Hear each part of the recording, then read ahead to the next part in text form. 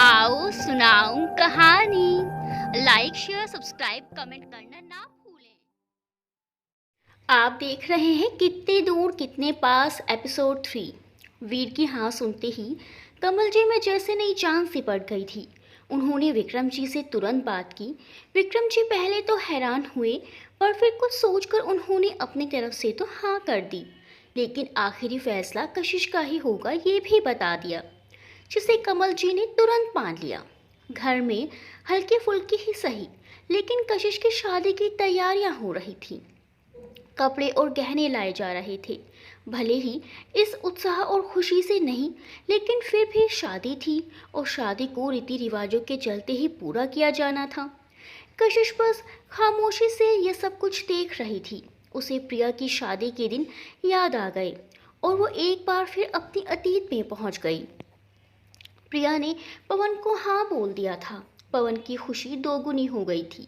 अगले हफ्ते ही प्रिया और पवन की इंगेजमेंट कर दी गई थी। उधर वीर और कशिश की मोहब्बतें परवान चढ़ रही थी। उन्हें अब एक दूसरे के अलावा कुछ दिखता ही नहीं था।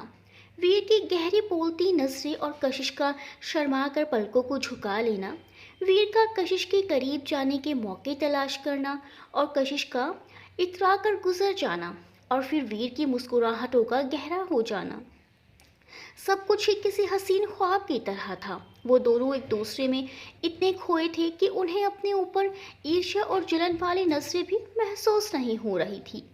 कोई था जो उन दोनों को साथ देखकर पल पल आंसू बहा रहा था। कोई था जो अपनी मोहब्बत का दिल दिल में कत्ल किए जा रहा था। प्रिया और पवन भी इंगेजमेंट से शादी के बीच के सफ़र को काफ़ी इंजॉय कर रहे थे। साथ साथ शॉपिंग करना, एक दूसरे की पसंद नापसंद जानना, ये सब कुछ बहुत भला लग रहा था। वो कहते हैं ना कि जिस शख्स से मोहब्बत हो जाए फिर उस शख्स की हर चीज़ से मोहब्बत हो जाती है। बस यही हाल पवन और प्रिया का भी था। घर में ज़ोरों शोरों से प्रिया की शादी की तैयारियां चल रही थी। बुआ और चाचा जी शादी से काफ़ी दिन पहले ही आ गए थे और शादी की तैयारियों को मज़ा ले रहे थे। कपड़े और गहनों की जैसे बहार सी आ गई थी घर में। कशिश भी अपने लिए चीज़ों को चुन चुन कर पसंद कर रही थी। आखिर उसे वीर के लिए तैयार जो होना था। कशिश को ये नए एहसास बेहद खूबसूरत लग रहे थे। उसने कभी सोचा भी नहीं था कि वो वीर से इतनी मोहब्बत करने लगेगी। कुछ यही हाल वीर का भी था। सुबह उठते ही पहला ख्याल कशिश का होता और सोते वक्त भी। जिंदगी कितनी हसीन हो गई थी इन कुछ दिनों में। वो बेहद खुश थे। शादी का दिन भी आ पहुंचा था। कशिश ने वाइट लहंगा, वाइट ब्लाउज और वाइट और रॉयल ब्लू कॉम्बिनेशन का दुपट्टा पहना हुआ था। वो एकदम परी लग रही थी। कुछ तो वो थी ही खूबसूरत, ऊपर से ब्यूटिशियन के हाथों ने उसे और निखार दिया था। और उससे भी बढ़कर वीर की मोहब्बत ने उसे एक नई खुशी दी थी जो उसके चेहरे पर आकर उसे और खूबसूरत बना रही थी। वीर ने जब उसे देखा तो देखता ही रह गया।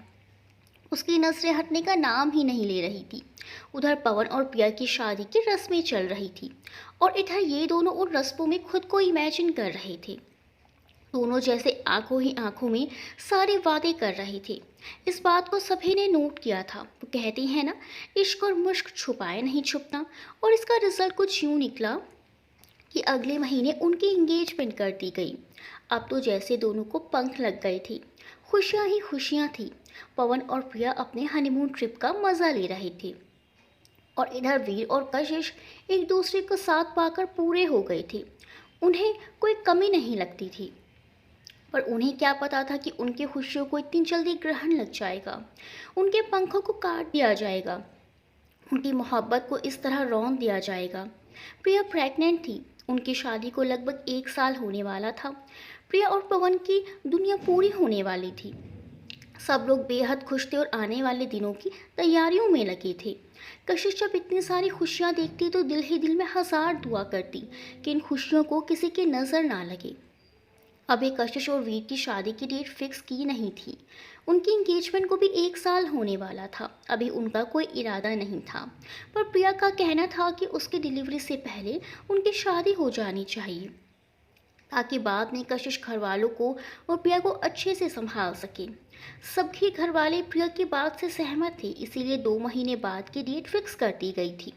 वीर बस चाहता था वो कशिश को पल भर में अपने घर ले आए। कशिश भी अब वीर से दूर नहीं रहना चाहती थी।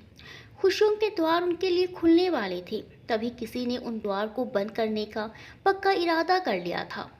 कशिश बैठी टीवी पर कोई कॉमेडी शो देख रही थी, तभी उसका फ़ोन बजा। अनजान नंबर था। कशिश ने फ़ोन उठा लिया। हेलो कशिश, स्पीकर से एक बहुत ही खूबसूरत आवाज़ उभरी। जी आप कौन? कशिश ने टीवी को म्यूट पर डालकर पूछा। मैं पारुल बात कर रही हूँ, आवाज़ दोबारा उभरी। ओह हेलो मैम, कैसे हो आप? कशिश ने पारुल को पहचानते हुए मुस्कुरा कर पूछा। पारुल वीर के ऑफिस में काम करने वाली एक खूबसूरत इंटेलिजेंट लड़की थी। कशिश के बाद वीर का काम उसी ने संभाला हुआ था, इसीलिए कशिश उसे अच्छे से जानती थी। मैं ठीक हूँ, क्या तुम मुझसे मिल सकती हो? मुझे कुछ ज़रूरी बात करनी थी, पारुल ने अजीब से लहजे में पूछा। मैं? हाँ, क्या हुआ, सब ठीक है ना? कशिश को ना जाने क्यों उसका इस तरह फ़ोन करना और मिलने के लिए बोलना कुछ गलत होने की गवाही दे रहा था। हाँ, मैं मिलकर बताती हूँ। मैं तुम्हारे घर के पास वाले कॉफ़ी शॉप में तुम्हारा इंतज़ार कर रही हूँ। तुम आ जाओ, पारुल ने जवाब दिया। अभी? ओके, मैं 15 मिनट में आती हूँ। कशिश थोड़ा हैरानी से बोली, फिर आने का बोलकर तैयार हो गई। अब दोनों आमने सामने बैठी थी। आपने मुझे अचानक यहाँ क्यों बुलाया? सब ठीक तो है ना? कशिश ने टेबल पर चाबी रखते हुए पूछा। उसने पारुल को ध्यान से देखा। चेहरे पर अजीब उदासी छाई हुई थी। वो बेहद कमज़ोर लग रही थी। उसकी खूबसूरत आंखें लाल होकर उसकी खूबसूरती और बढ़ा रही थी। कशिश को अब यकीन हो चला था कि कुछ तो गलत है। दरअसल में जो बात करनी थी वो फ़ोन पर मुमकिन नहीं थी, इसीलिए तुम्हें यहाँ बुलाया। पारुल ने उदास नज़रों से कशिश को देखते हुए कहा। हाँ बताइए, क्या बात थी? कशिश अब थोड़ी परेशान हो गई थी कि ऐसा क्या बात है जो पारुल उससे करना चाहती है और फ़ोन पर नहीं हो सकती। तुम वीर से शादी के लिए मना कर दो, पारुल ने अपनी भीगी पलकें उठाकर अचानक कहा। क्या? लेकिन लेकिन क्यों? कशिश ने के ऊपर जैसे बम गिरा ये सुनकर। क्योंकि मैं वीर के बच्चे की माँ बनने वाली हूँ, पारुल अब लगभग रोने लगी। नहीं, तुम झूठ बोल रही हो, मेरा वीर ऐसा नहीं है। कशिश अपनी गर्दन लगातार ना में हिलाए हुए यकीन से बोली। मुझे भी यही लगता था, पर ऐसा ही है वीर। तुम्हारे साथ दिन रंगीन करता है और मेरे साथ रातें। उसने मेरे साथ भी यही मोहब्बत का खेल खेला था जो तुम्हारे साथ खेल रहा है। अब पारुल ज़ारो कतार रोते हुए बोली। मैं उसे बहुत अच्छे से जानती हूँ, 1.5 साल से साथ हूँ उसके। वो ऐसा नहीं है। तुम कुछ भी बोलो, मैं यकीन नहीं करूँगी। तुम्हें ज़रूर कोई गलत फहमी हुई है, कशिश ने चट्टान से मजबूत लहजे में कहा, क्योंकि उसे अपनी मोहब्बत पर और वीर पर दोनों पर ही पूरा यकीन था। मुझे पता था तुम यकीन नहीं करोगी, क्योंकि तुम्हारी आंखों पर उसकी झूठी मोहब्बत की पट्टी जो चढ़ी हुई है, पर मैं उस पट्टी को उतार कर तुम्हें सच दिखाऊंगी। वो आज फिर आएगा, आएगा अपनी रात रंगीन करने। देखना चाहोगी? पारुल ने इस बात गुस्से से लाल होते हुए कहा। कशिश उसका लहजा देखकर अंदर तक सिहर उठी कि कहीं वाकई वो जो बोल रही है वो सच तो नहीं। ऐसा कुछ नहीं होगा, कशिश ने कहा, पर ना जाने क्यों इस बार कशिश का लहजा कुछ खोखला सा था। आज रात 11 बजे अमन होटल, काल्पनिक नाम में आना और अपनी आंखों से सच्चाई देख लेना, पारुल ने कहा और उठकर चल दी। मैं क्यों जाऊंगी? मुझे यकीन है मेरा वीर ऐसा नहीं है, कशिश ने कहा और अपने लिए एक कॉफ़ी ऑर्डर कर दी, पर उसका दिल कांप रहा था। कहीं ये सच हुआ तो? कशिश फटी फटी निगाहों से वो मंजर देख रही थी। पारुल और वीर एक दूसरे की बाहों में सिमटे हुए थे। वीर शर्टलेस था और पारुल उसके सीने पर सर रखकर सोई हुई थी। वीर ने अपनी दोनों बाहें पारुल के इर्द गिर्द फैला रखी थी। वीर, कशिश अपनी बची कुची ताकत लगाकर जोर से चीखी। पारुल और वीर दोनों ही जाग गए। वीर ने जब पारुल को खुद के करीब पाया तो झटके से खुद से अलग किया और उठ गया। वह हक्का बक्का सा कशिश को देखे जा रहा था। कशिश की आंखों से उस पल आग निकल रही थी। वो बस उन आग बरसती आंखों से वीर को देखे जा रही थी। पारुल शर्मिंदा से खुद को चादर में समेट रही थी और वीर, उसके तो कुछ समझ ही नहीं आ रहा था। उसका सर चकरा रहा था। कशिश यहाँ, और ये सब कुछ। वो कभी पारुल को देखता तो कभी कशिश को देखता। कशिश, कशिश मेरी बात सुनो। जैसा तुम सोच रही हो वैसे कुछ भी नहीं है ये सब। वीर कशिश की तरफ बढ़ते हुए बोल ही रहा था कि कशिश के लफ्ज़ों ने उसके कदम और जबान दोनों को रोक दिया। बस, बस वीरकुंज, बस, अब कुछ नहीं बचा। मैं सोच भी नहीं सकती थी। छी!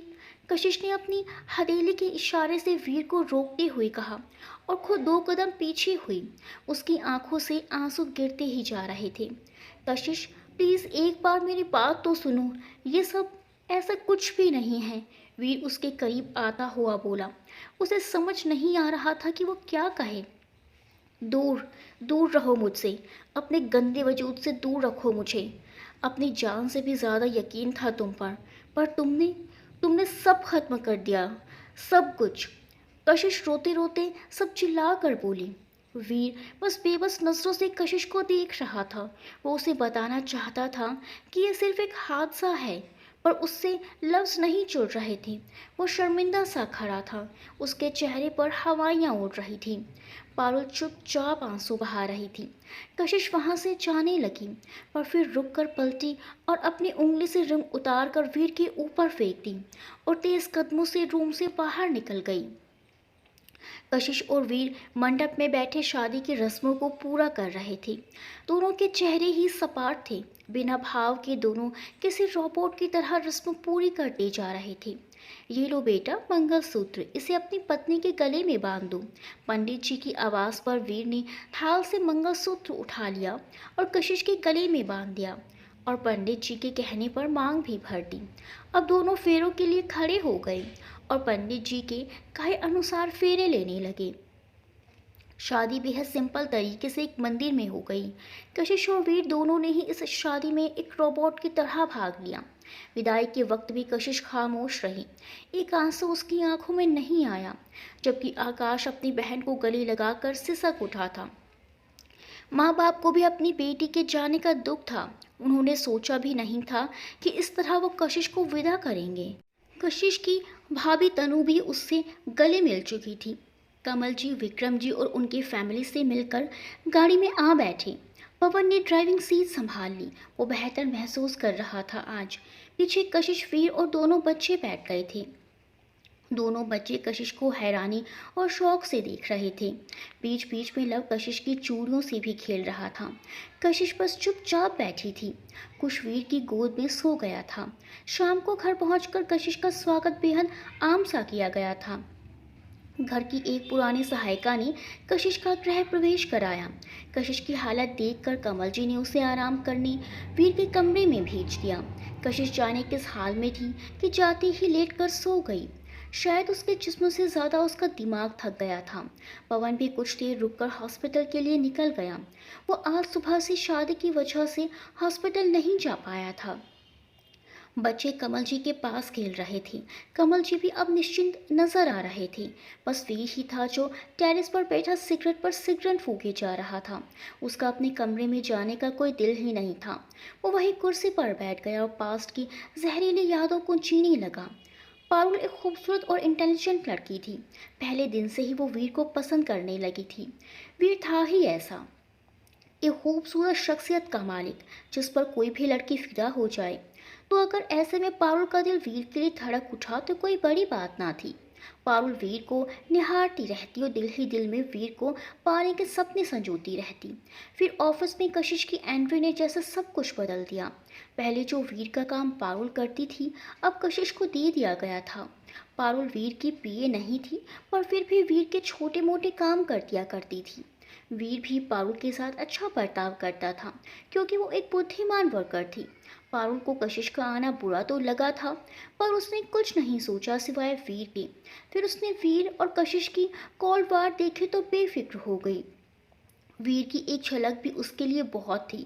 कभी कभी वीर कशिश को परेशान करने के लिए पारुल के साथ क्लाइंट से मिलने चला जाता था, तो पारुल की खुशी का ठिकाना न रहता। कुछ टाइम बाद जब कशिश कुछ दिनों तक ऑफिस नहीं आई तो वीर ने कशिश का काम पारुल को दे दिया। पारुल ने खुशी खुशी सारा काम संभाल लिया। उसे भला वीर के करीब रहने का इससे अच्छा मौका कहाँ मिलता। पारुल ने सोच लिया था कि अब वो वीर को अपनी फीलिंग्स बता देगी। तभी कशिश उस दिन ऑफिस आ गई। पारुल अपने डेस्क से कुछ फाइल लेकर वीर के ऑफिस ही जा रही थी कि तभी उसके कानों में कशिश की आवाज़ पड़ी। आप चाहते क्या हैं? ऑलरेडी मुझे इतना परेशान कर चुके हैं, अब भी आपका दिल नहीं भरा? कशिश के ये लफ्ज़ सुनकर पारुल दरवाजे पर ही रुक गई। वो वीर का जवाब सुनना चाहती थी। नहीं, मैं सारी ज़िंदगी तुम्हें यूं ही परेशान करना चाहता हूँ। वीर के जवाब ने जैसे पारुल के पैरों से ज़मीन ही खींच ली। उसके सारे सपने पल भर में चूर हो गए थे। वो वहीं दरवाजे से लगकर आंसू बहाने लगी थी और कशिश के जवाब ने तो जैसे उसकी आखिरी उम्मीद भी छीन ली थी। कशिश जैसे ही दरवाजे पर आई, पारुल तुरंत दीवार की तरफ हो गई। कशिश इतनी जल्दी में निकली कि उसे पारुल को नहीं देखा था। पारुल अपने डेस्क तक जिस तरह आई थी ये बस उसे ही पता था। उस दिन वो जल्दी लीव लेकर निकल गई थी और खोई खोई सी सड़क क्रॉस कर रही थी। तभी एक गाड़ी उसके बिल्कुल साइड से टक्कर मारती हुई निकली। पारुल सड़क पर गिर पड़ी। वो गाड़ी आगे जाकर रुकी। उसमें से एक लड़का पारुल के पास आया और उसे उठाने में मदद करने लगा। पारुल को मामूली सी चोट आई थी। आप ठीक तो है ना? आपको ज़्यादा लगी तो नहीं? लड़के ने पूछा। नहीं, पारुल ने सपाट लहजे में कहा और खोई हुई सी उठकर चल दी। शायद आपके जिस्म पर नहीं पर दिल पर लगी है, वो लड़का उसके साथ चलते हुए बोला। पारुल ने हैरानी से उसे देखा कि उसे कैसे पता लगा। ये लड़का उसके दिल की बात कैसे जान गया। हाय, आई एम शेखर कपूर। लड़के ने पारुल की तरफ हाथ बढ़ाया। बस यहीं से दोनों की बात शुरू हुई। पारुल को रोने के लिए कंधा चाहिए था और शेखर जैसे लड़के अपना कंधा इसीलिए रखते हैं। अपने लफ्ज़ों के जाल में लड़की को उलझाना इनके बाएं हाथ का खेल होता है। वो टूटी हुई बेचारी लड़की इनके जाल में आसानी से फंस भी जाती है। पारुल को भी पता नहीं लगा कि कब वो उसके कंधे से उसके बिस्तर तक पहुंच गई। उसने वीर की मोहब्बत को दिल में दफन कर दिया था। वो बस शेखर के साथ खुश थी, पर अब जब भी वो वीर और कशिश को साथ देखती तो उसमें कुछ जलता जिसे शेखर बेहद खूबसूरती से बुझा देता। दिन गुजर रहे थे। कशिश और वीर की इंगेजमेंट हो गई थी। पारुल का दिल उस दिन बहुत रोया। भरे हुए दिल के साथ वो शेखर के पास पहुंच गई। उसे पता था कि इसका इलाज बस शेखर ही है और वो पूरी तरह शेखर के बस में हो गई थी। उसे बस वो ही सही लगता, जो वो कह देता वही मान लेती। पर पारुल को अभी एक और झटका लगना बाकी था। इतने दिन साथ रहते रहते हो गए थे, जिसका नतीजा ये निकला कि पारुल प्रेग्नेंट हो गई। जब पारुल ने ये बात शेखर को बताई तो उसने पल भर भी नहीं लगाया उसे छोड़ने में। उसे अपना सामान समेटा और भाग गया। वो तो जैसे कोई बहाना ही तलाश कर रहा था उसे छोड़ने का। पारुल पर तो जैसे आसमान टूट पड़ा था। वो कहाँ ढूंढे उसे? उसे कुछ समझ नहीं आ रहा था। अपना दुखड़ा सुनाने में ही सारा वक्त निकल गया था। कभी उसने उसके बारे में जानने की कोशिश ही नहीं की।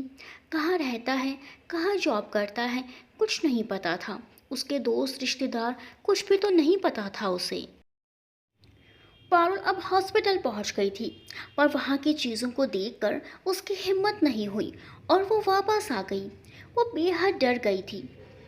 घर वालों से तो वो पहले ही अलग हो चुकी थी और अगर वो जाती भी तो कौन सा वो उसे अपना लेती। अब पारुल पागल होने की कगार पर पहुंच गई थी। दिन रात रोते रोते गुजरती, कोई हल नहीं निकल रहा था। जॉब पर भी नहीं जा पा रही थी। उसने आत्महत्या तक का सोच लिया था। फिर अपने बच्चे का सोचकर वो रुक गई। अब उसे समझ आ गया था कि ये दुनिया उसके जैसे सीधे लोगों के लिए नहीं है। जहाँ जीना है तो लड़ना पड़ेगा। कुछ चाहिए तो मांगो नहीं, बल्कि सीधा छीन लो। उसने अपनी गड़ी मोहब्बत को फिर से जिंदा किया और आंसू पोंछ लिए। उसने कशिश का नंबर निकाला और उसे फ़ोन कर मिलने को बुला लिया। उसे अपने बच्चे के लिए बाप चाहिए था। वो अपने बच्चे को बेहतर नहीं बेहतरीन देना चाहती थी और वो ये अपने लिए नहीं अपने बच्चे के लिए कर रही थी। हेलो वीर सर, पारुल ने वीर से बेहद दुखी लहजे में कहा। हेलो पारुल। वीर ने पारुल की आवाज़ सुनी तो पूछा, क्योंकि नंबर अनजान था। जी सर। सर सर क्या आप मुझसे मिल सकते हैं? मैं एक प्रॉब्लम में फंसी गई हूँ, मुझे आपकी हेल्प चाहिए। पारुल ने रोते हुए वीर से कहा। ओके, बताओ कहाँ हो तुम, मैं अभी निकलता हूँ। वीर ने अपनी कलाई पर बंधी घड़ी पर नज़र दौड़ाई। रात के 9 बजे थे। अमन होटल A43। प्लीज़ सर, किसी को बताइएगा नहीं कि मैंने आपको यहाँ बुलाया है, प्लीज़ सर, पारुल ने रिक्वेस्ट की। ओके डोंट वरी, मैं आ रहा हूँ, वीर ने कहा और अपनी गाड़ी लेकर निकल गया। उसके दिमाग में बस पारुल की घबराई रोती हुई आवाज़ गूंज रही थी। वीर उसके लिए कोई फीलिंग्स नहीं रखता था, पर वो उसकी इज्जत करता था। लड़कियों ने वीर के आगे पीछे घूमकर उसे रिझाने की कोशिश की थी, पर पारुल ने कभी कोई ओछी हरकत नहीं की थी। यही वजह थी कि वीर उसकी इज्जत करता था। और आज जब उसने सुना कि वो किसी परेशानी में है, तो वो तुरंत निकल गया। उसके दिमाग में अजीब अजीब से ख्याल आ जा रहे थे। वो होटल पहुंचा और सीधा A43 में पहुंच गया। पारुल ने दरवाज़ा खोला। वो इस वक्त बेहद उजड़ी हुई हालत में थी। वो बेहद कमज़ोर लग रही थी और उसके चेहरे के सारे रौनक जैसे कहीं खो गई थी। आंखों के आसपास काले घेरे पड़ गए थे। उलझे बाल और सलवटों से भरे कपड़े। वीर उसे देखकर एक पल को तो पहचान नहीं पाया कि ये वही पारुल है जो ऑफिस की खूबसूरत लड़कियों में आती है। क्या हुआ पारुल, तुम यहाँ कैसे, और क्या हुआ है तुम्हें? ये क्या हाल बना रखा है तुमने अपना? वीर अंदर आते हुए फिक्रमंद लहजे में पूछा। उसे उसका इस तरह होटल में रहना कुछ समझ नहीं आया। पारुल इतना सुनते ही रोने लगी। वीर और घबरा गया। सर मैं एक लड़के से प्यार करती थी और शादी करना चाहती थी। घर वाले नहीं माने तो उस लड़के ने मुझसे भाग आने को कहा। उसने मुझे यकीन दिलाया कि वो मुझसे शादी करेगा। मैं भी उसकी उसकी बातों में आकर घर से भाग आई। हम लोग इसी होटल में रुके थे और रात होते ही वो लड़का पता नहीं कहाँ चला गया। उसका फ़ोन भी ऑफ है। वो मुझे धोखा देकर भाग गया सर। मेरे सारे जेवर और पैसे लेकर भाग गया वो। अब मैं घर भी नहीं जा सकती हूँ। मेरे पास कोई और रास्ता नहीं है सर, मैं क्या करूँ? पारुल ने बेतहाशा रोते हुए वीर से कहा। वीर उसे हौसला देने लगा। वीर को वाकई उसके लिए दुख हो रहा था। उसे अब पता चला कि पारुल इसीलिए ऑफिस नहीं आ पा रही थी, इसीलिए उसका फ़ोन भी बंद था। तुम फिक्र मत करो, मैं तुम्हारे घर वालों से बात करूंगा, वीर ने उसे तसल्ली देते हुए कहा। नहीं सर प्लीज़, ऐसा मत करना। मैं उनकी इज्जत से और नहीं खेलना चाहती हूँ। पहले ही काफ़ी बदनामी हो चुकी है उनकी मेरी वजह से। वापस जाऊंगी तो और बातें बनेंगी। नहीं सर प्लीज़, वहाँ बात मत करना, पारुल एकदम मना करते हुए बोली। तो फिर तुमने क्या सोचा है? वीर ने सोफे पर बैठते हुए पूछा। सर, क्या आप मुझसे कोई पीजी वगैरह में रूम दिलवा सकते हैं जहां मैं कुछ टाइम तक रह सकूं? और सर, मुझे थोड़ी पैसों की भी ज़रूरत है। मेरा सब कमाई तो वो लूट कर ले गया। पारुल ने अपने आंसू साफ करते हुए भीगे पलकों से वीर को देखते हुए उदास से लहजे में पूछा। श्योर, कल तक इंतज़ाम हो जाएगा, तुम टेंशन मत लो, वीर ने कहा और उठ खड़ा हुआ। सर बैठिए ना प्लीज़, एक कप कॉफ़ी तो पी लीजिए, पारुल ने वीर को टोकते हुए कहा। ओके, वीर उसे मना करना चाहता था पर कुछ सोचकर वह वहीं रुक गया। पारुल ने 2 कप कॉफ़ी मंगा ली और चुपके से फीकी कॉफ़ी में नशे की दवाई डाल दी। ये लीजिए सर, आपकी कॉफ़ी विदाउट शुगर, पारुल ने उसकी जानिब कॉफ़ी का मग बढ़ाते हुए कहा। थैंक्स, वीर ने कहा और घूंट घूंट करके पीने लगा। थोड़ी देर में ही वीर अपने होश खो चुका था। पारुल से बेहोश देखकर मुस्कुरा दी। उधर उस दिन पारुल ने कॉफ़ी शॉप में मिलने के बाद कशिश घर आ तो गई थी, लेकिन एक बेचैनी ने उसे घेर लिया था। उसने वीर को फ़ोन किया लेकिन उसका फ़ोन आउट ऑफ नेटवर्क बता रहा था। कशिश अब परेशान सी हो उठी थी, पर वो खुद को समझा रही थी कि ऐसा कुछ भी नहीं है, सब ठीक है। उसने दोबारा नंबर ट्राई किया तो उसका फ़ोन बिजी था। उसने गुस्से में फ़ोन को बेड पर पटक दिया। घड़ी ने 11 बजाए तो उसकी धड़कनें तेज हो गई। कहीं जो पारुल ने कहा वो सच तो नहीं है। कशिश बेचैनी से करवट बदल रही थी। 11:30 बजे आखिरकार वो उठ गई और चाबी लेकर मम्मी से कुछ काम का बोलकर निकल गई।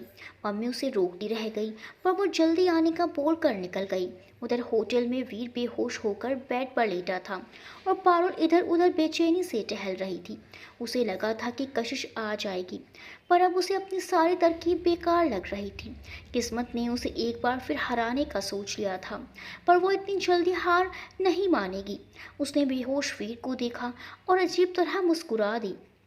उसने उसकी शॉर्ट उतारी और उसके पास लेट गई और गौर से वीर को देखने लगी। यही तो थी उसकी पहली मोहब्बत। आज वीर को अपने लिए परेशान देखकर पारुल का दिल पल भर को भर आया। उसका दिल किया कि वो ये सब कुछ ना करे, उसे सच बता दे। पर फिर उसे अपने बच्चे का ध्यान आया और वो चुपचाप उसके सीने पर सर रखकर लेट गई। उसे अचानक एक सुकून सा मिला और वो वहीं सो गई। कुछ देर बाद कशिश वहां पहुंच गई थी और उस मंजर को फटी फटी आंखों से देख रही थी। वीर अतीत की इन जहरीली यादों में खोए खोए कब सो गया उसे पता ही नहीं लगा। वीर को अब सर्दी का एहसास हुआ तो वो जग गया। उसने खुद को टेरेस पर पाया। उसने टाइम देखा, रात के 11:30 बज रहे थे। वो उठकर नीचे की तरफ चल दिया। घर में सन्नाटा पसरा हुआ था, जिसका मतलब सब सो ही चुके थे। वीर ने बच्चों के कमरे का रुख कर लिया। बच्चों को शायद रीना आंटी सहायिका ने सुला दिया था। बच्चों के सर पर हाथ फेर कर वीर अपने कमरे की तरफ चल दिया। कमरे के बाहर जाकर वो 2 पल रुका, फिर दरवाज़ा धकेल कर अंदर आ गया। रूम में हल्की रोशनी थी, शायद कोई लैंप जला हुआ था। कशिश गहरी नींद में सोई हुई थी। वीर एक एहसास के तहत बेड तक आया और कशिश को देखने लगा। रेड कलर की साड़ी में हल्के मेकअप के साथ वो बेहद हसीन लग रही थी। ज्वेलरी शायद उसने सोने से पहले ही निकाल दी थी। अभी उसके गले में सिर्फ मंगलसूत्र ही था। वीर 2 पल उस हुस्न की मलिका को देखे गया, जिस रात का कभी उसने बड़ी शिद्दत से इंतज़ार किया था। वो यूँ चुपचाप गुजर रही थी, जैसे कोई बात ही नहीं। यही तो सोचा था उसने कि कशिश हो, वो हो और ये खूबसूरत रात हो। आज कशिश भी थी, वो भी था और ये खूबसूरत रात भी थी। बस अगर कुछ नहीं था तो वो थे उनके जज्बात, जो ख़त्म नहीं हुए थे पर धुंधले ज़रूर पड़ गए थे। गलतफहमी का कोहरा जो उन पर पड़ गया था। आज वीर कितने सालों बाद उसे इतने करीब से इतने हक के साथ देख रहा था, पर उसे ऐसा लग रहा था जैसे उन दोनों को अलग रहते हुए सदियां बीत गई हों। कशिश आज सारे रीति रिवाजों के साथ उसकी हो गई थी। वीर के नाम का मंगलसूत्र उसके गले में जगमगा रहा था और उसकी मांग में भरा सिंदूर कशिश को वीर के होने की गवाही दे रहा था। कशिश का खूबसूरत वजूद वीर को बागी होने पर उकसा रहा था। अचानक कशिश ने करवट ली, जिससे उसकी साड़ी का पल्लू उसकी कमर से हट गया। वीर का अब वहाँ खड़े रहना दूभर हो गया था। वो वहाँ से तुरंत हट गया। फिर वो रुका और कशिश पर कंबल डाल दिया और अपने आप सोफे पर सोने चल दिया। कशिश ने कसमसाकर आंख खोली तो खुद को वीर के कमरे में पाकर उसे एहसास हुआ कि अब वो वीर की बीवी है। उसने इधर उधर नजरें दौड़ाई तो वीर को सोफे पर सोता पाया। कशिश के माथे पर बल पड़ गए। वो झटके से उठी, पर फिर ठिठक कर रुक गई। 1 मिनट, उसने तो कंबल नहीं ओढ़ा था, फिर ये कंबल उस पर। ओह, कशिश ने दिल ही दिल में कहा और एक नफरत भरी नज़र वीर पर डालकर बाथरूम में घुस गई और दरवाज़ा जोर से बंद किया। दरवाजे का शोर सुनकर वीर की आंख खुल गई। उसने बेड पर देखा, कशिश वहाँ नहीं थी। वीर समझ गया कि ये आवाज़ कहाँ से आई है। वो चुपचाप उठकर बैठ गया। सुबह हो चुकी थी। वो खिड़की पर खड़े होकर बाहर का खूबसूरत नज़ारा देखने लगा। तभी कशिश नहाकर बाहर आई। वीर की नज़रें यूं ही उसकी तरफ उठ गई। ऑरेंज साड़ी में वो बेहद खूबसूरत लग रही थी। गीले बालों की बूंदें उसकी गोरी गर्दन पर फिसल रही थी। वीर का दिल भी उन बूंदों के साथ फिसलने को तैयार था। शादी हो गई है इसका मतलब ये बिल्कुल मत लेना कि मैंने तुम्हें अपने ऊपर कोई हक दे दिया है। ये सिर्फ एक समझौता है। कशिश अपने ऊपर उसकी नज़रों की तपिश को महसूस करके उसे घूरते हुए बोली।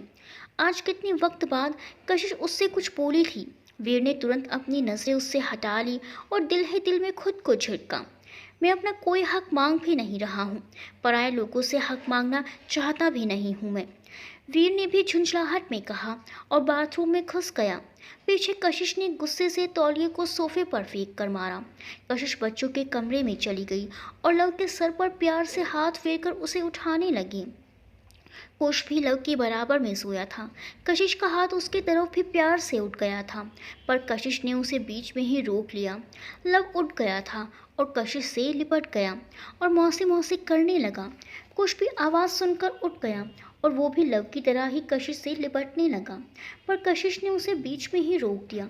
चलो आओ, तुम्हें नहला देती हूँ। कशिश ने लव को गोद में उठाया और चल दी।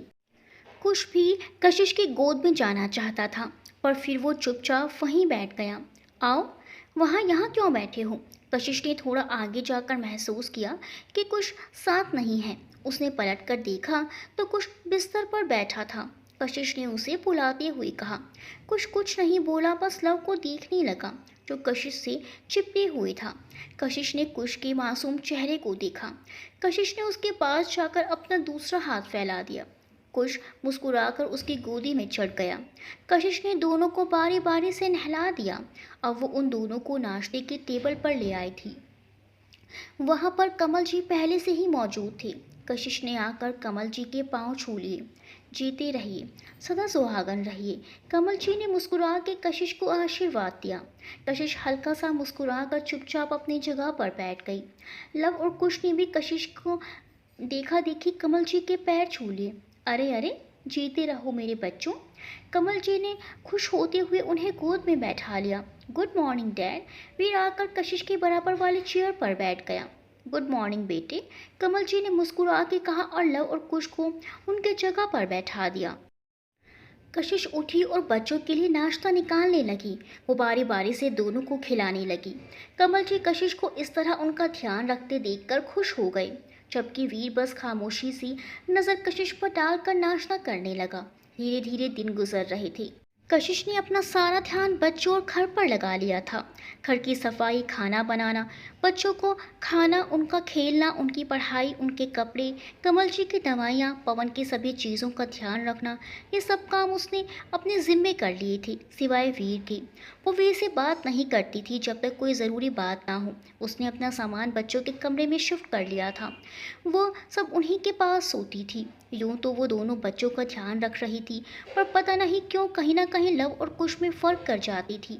वो लव का ज़्यादा ध्यान रखती थी। जब वे हॉस्पिटल जाती तो प्रिया को इस हाल में देखकर उसका दिल रो पड़ता कि कैसे उसकी बहन उसी के सामने इस तरह बिन हरकत के बेजान से लेटी है और वो चाह कर भी कुछ नहीं कर सकती। फिर खामोशी से कशिश को देख लेता था।